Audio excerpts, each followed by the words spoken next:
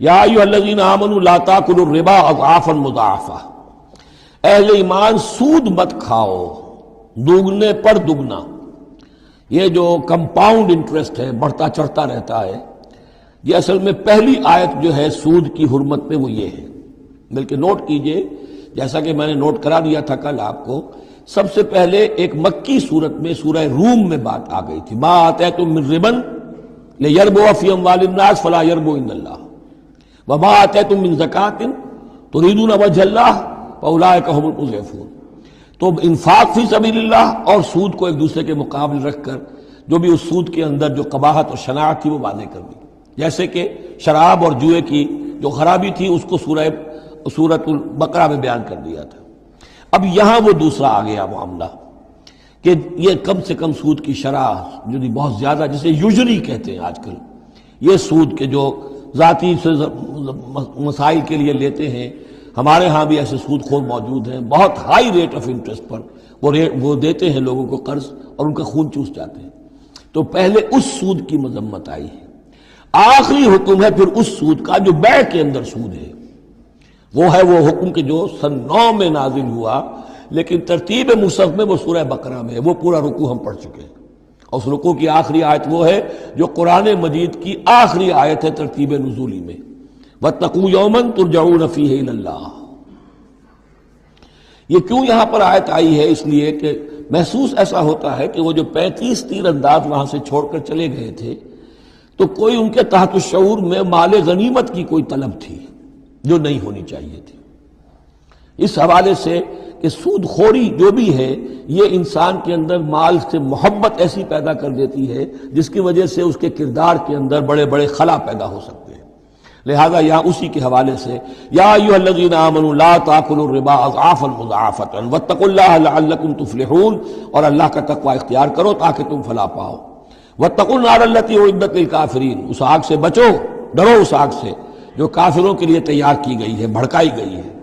وَأَطِیعُوا اللَّهَ وَالرَّسُولَ لَعَلَّکُمْ تُرْحَمُونَ، اور اللہ اور اس کے رسول کی اطاعت کرتے رہو تاکہ تم پر رحم کیا جائے۔ وَسَارِعُوا إِلَىٰ مَغْفِرَةٍ مِّن رَّبِّكُمْ، اور دوڑو اپنے رب کی مغفرت کے حصول کے لیے۔ وَجَنَّةٍ عَرْضُهَا السَّمَاوَاتُ وَالْأَرْضُ، اور اس جنت کو حاصل کرنے کے لیے جس کا پھیلاؤ آسمانوں اور زمین جتنا ہے۔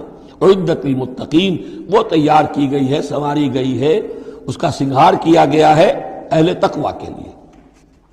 الذین ينفقون فی السراء والضراء، وہ لوگ جو خرچ کرتے ہیں، سود کے مقابلے میں انفاق، یہ تقابل پھر دیکھ لیجئے، جو خرچ کرتے ہیں سرائے خوشی میں بھی، والضراء خود تنگ دست ہے تب بھی کرتے ہیں چاہے تکلیف میں ہیں، والکاظمین الغیظ، اور وہ لوگ جو اپنے غصے کو پی جانے والے ہیں، والعافین عن الناس، اور وہ لوگ جو لوگوں کی خطاؤں سے درگزر کرتے ہیں، انہیں معاف کر دیتے ہیں۔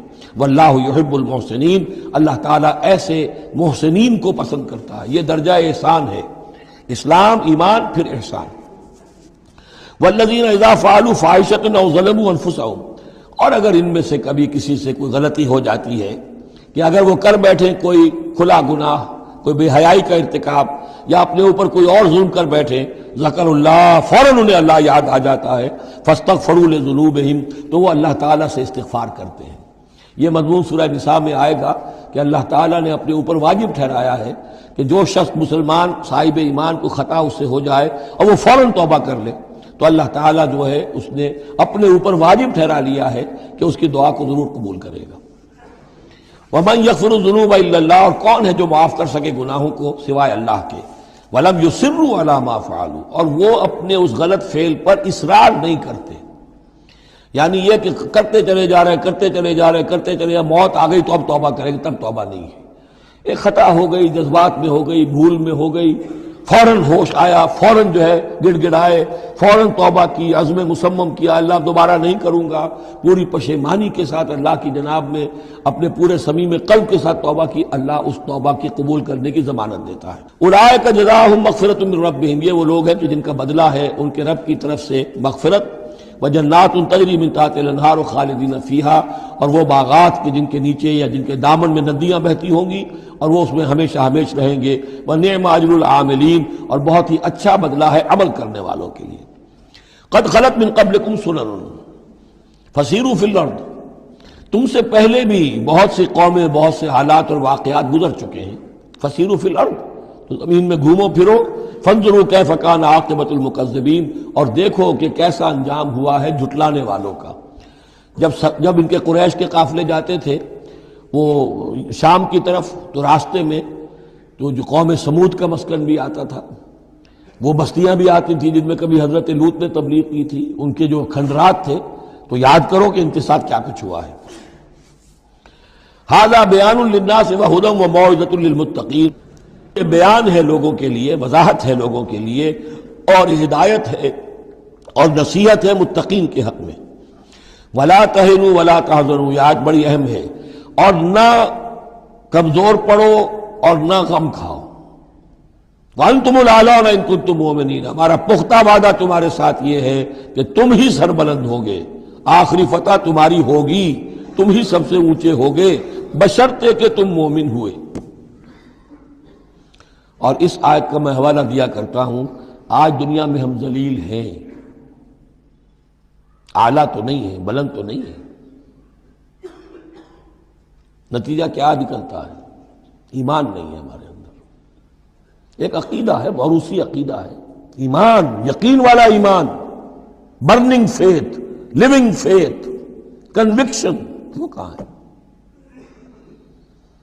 یا پھر قرآن اللہ کا کہنا جھوٹ ہے، انتم الاعلون ان کنتم مؤمنین، ہو نہیں سکتا کہ امت کے اندر ایمان موجود ہو اور پھر وہ دنیا میں ذلیل و خوار ہو۔ ان یمسسکم قرح فقد مس القوم قرح مثلہ، اب ظاہر بات ہے کہ اتنی بڑی جو ایک چوٹ پہنچی تھی، 70 صحابہ شہید ہو گئے، اس میں حضرت حمزہ بھی ہے، مصعب بن عمیر بھی ہے، انصار کا کوئی گھرانہ نہیں تھا۔ واپس جب آئے ہیں حضور صلی اللہ علیہ وسلم اور مسلمان، تو ہر گھر میں کوہرام مچا ہوا، اس وقت تک میت پر بین کرنے کی بھی ممانعت نہیں ہوئی تھی، تو عورتیں جو ہیں وہ مرثیہ کہہ رہی تھیں، بین کر رہی تھیں، ماتم کر رہی تھیں۔ اس حال میں خود حضور صلی اللہ علیہ وسلم کی زبان مبارک سے الفاظ نکل گئے، اما حمزہ تو فلا بواکی لہو، ہائے حمزہ کے لیے تو کوئی رونے والی بھی نہیں، کیونکہ حمزہ کی کون یہاں خواتین ہیں رشتہ دار، حمزہ تو مہاجر تھے۔ انصار کے گھرانے میں جو خواتین ہیں وہ تو اپنے اپنے مردوں کی، اپنے اپنے شہیدوں کی، مقتولوں کی جو ہے وہ کر رہی ہے، بین کر رہی ہیں۔ اس پر پھر انصار نے جا کر اپنے گھروں سے خواتین کو حضرت صفیہ کے گھر بھیجا، حضرت حمزہ کی ہمشیرہ، کہ وہاں جا کر تعزیت کرو۔ تو بہرحال دکھ تو محمد کو بھی پہنچا ہے صلی اللہ علیہ وسلم، آخر یہ حساس دل تھا آپ کا، پتھر کا کوئی ٹکڑا تو نہیں تھا سینے کے اندر، جو بھی زخم پہنچی ہے۔ یہاں اللہ تعالیٰ اہل ایمان کی دلجوئی کے لیے کہہ رہا ہے کہ اتنے غمگین نہ ہو، اتنے ملول نہ ہو، اتنے دل گرفتہ نہ ہو۔ ان یمسسکم قرح، اگر تمہیں کوئی چرکا لگا ہے اب، فقد مس القوم قرح مثلہ، تو تمہارے دشمن کو اس جیسا ہی چرکا لگ چکا ہے کہ نہیں؟ 1 سال پہلے ان کے 70 مارے گئے تھے کہ نہیں؟ وَتِلْكَ الْأَيَّامُ نُدَاوِلُهَا بَيْنَ النَّاسِ، اور یہ تو دن ہے جن کو ہم لوگوں میں الٹ پھیر کرتے رہتے ہیں، اونچ نیچ، ایک سی کیفیت ہم نہیں رکھتے۔ وَلِيَعْلَمَ اللَّهُ الَّذِينَ آمَنُوا، اور یہ اس لیے ہوتا ہے کہ اللہ دیکھ لے کہ کون حقیقتاً مومن ہے، اس لیے کہ امتحان نہ آئے، آزمائش نہ آئے، تکلیف نہ آئے، قربانی نہ دینی پڑے، کوئی زک نہ پہنچے، تو سبھی مومن ہیں۔ پھر تو پتہ چلتا ہے کہ کون ثابت قدم رہا، کس نے اپنا سب کچھ لگا دیا، کس نے صبر کیا۔ تو اللہ تعالیٰ جاننا چاہتا ہے، دیکھنا چاہتا ہے۔ وَلِيَعْلَمَ اللَّهُ الَّذِينَ آمَنُوا وَيَتَّخِذَ مِنكُمْ شُهَدَاءَ، اللہ چاہتا ہے تم میں سے کچھ کو مقام شہادت عطا کرے، اپنی گواہی کے لیے قبول کر لے انہیں۔ وَاللَّهُ لَا يُحِبُّ الظَّالِمِينَ، اللہ ظالموں کو پسند نہیں کرتا۔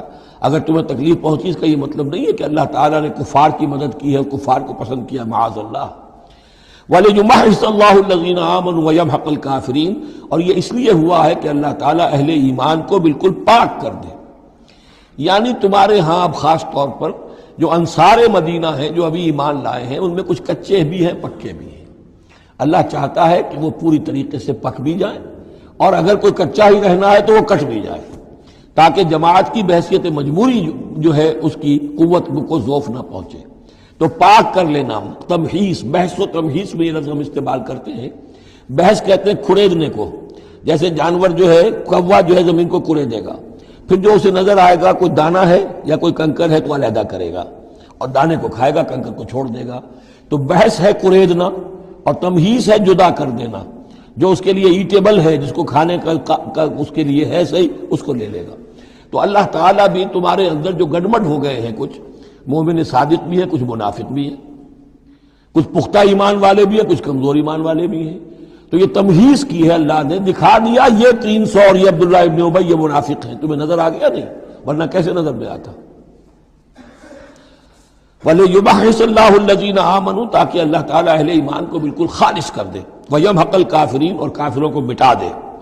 ام حسبتم ان تدخلوا الجنہ، اب یہ آیت تقریباً وہی ہے وہ جو اس سے پہلے ہم پڑھ چکے ہیں، نوٹ کر لیجئے، وہاں وہ آیت نمبر 142 تھی، 214، اور یہاں 142 ہے، ڈیجٹس وہی ہیں، آگے پیچھے ان کی ترتیب بدلی ہوئی ہے، اور جمع کریں گے تو 7 کا حصہ بنے گا۔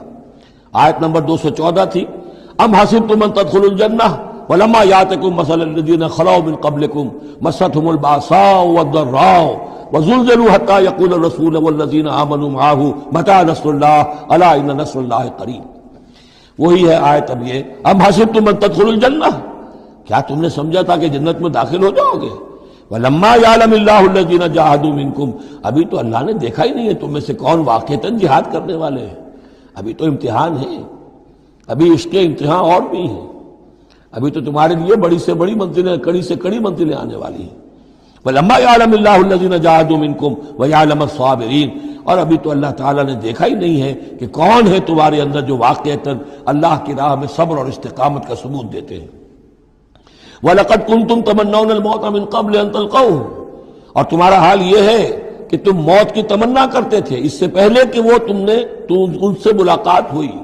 یہ وہ جو نئے لوگ ایمان لائے تھے اور نوجوان تھے، ان کا تھا ہمیں تو شہادت چاہیے اور ہم تو کھلے میدان میں جائیں گے، یہ اب ان کے اوپر تھوڑا سا تبصرہ ہو رہا ہے کہ اس وقت تو شہادت کا بڑا ذوق و شوق جو ہے اور جوش جہاد اور ذوق شہادت کا اظہار ہو رہا تھا، اب تم نے موت دیکھ لی ہے نا، تو یہ ہے موت، اتنی اچھی چیز نہیں ہے موت، اتنی آسانی سے انسان اسے قبول نہیں کرتا۔ وَلَقَدْ كُنْتُمْ تَمَنَّوْنَ الْمَوْتَ مِنْ قَبْلِ أَنْ تَلْقَوْهُ، تم تمنائیں کرتے تھے موت کی، شہادت کی، اس سے پہلے کہ اس سے ملاقات ہوتی۔